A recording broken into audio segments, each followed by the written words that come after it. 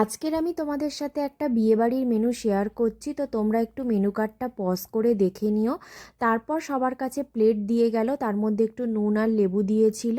এরপর দিয়ে দিল ডিমের ডেভিল, যেটা কাসুন্দি দিয়ে খেতে বেশ ভালো লাগছিল। ডিমের ডেভিলটা খেতে খেতে পাতে পড়ে গেল বাটার নান, আর তার সাথে চানা পানির। বাটার নানটা ভীষণ সফট ছিল, খেতে কিন্তু দারুণ লাগছিল চানা পানির দিয়ে। সবাই আর একটা করে নিয়েছিল, কিন্তু আমি একটাই খেয়েছি। তারপর দিয়ে দিল পিস রাইস, আর তার সাথে ভেজ ডাল আর ঝুরি ঝুরি আলু ভাজা। ভেজ ডালের মধ্যে একটুখানি আমি লেবু দিয়েছিলাম, তার সাথে এই ঝুরি ঝুরি আলু ভাজা দিয়ে খেতে দুর্দান্ত লাগছিল। তারপর দিয়ে দিল কাতলা মাছের কালিয়া, আর কাতলা মাছের কালিয়াটা খেতে দারুণ হয়েছিল।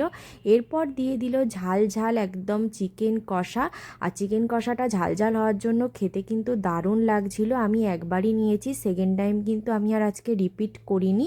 এরপর পাতে পড়ে গিয়েছিল চাটনি, আর তার সাথে পাঁপড়। আর এই চাটনিটা খেতে বেশ ভালো লাগছিল, একটু টক টক ছিল, ওই জন্য আরও বেশি ভালো লাগছিল।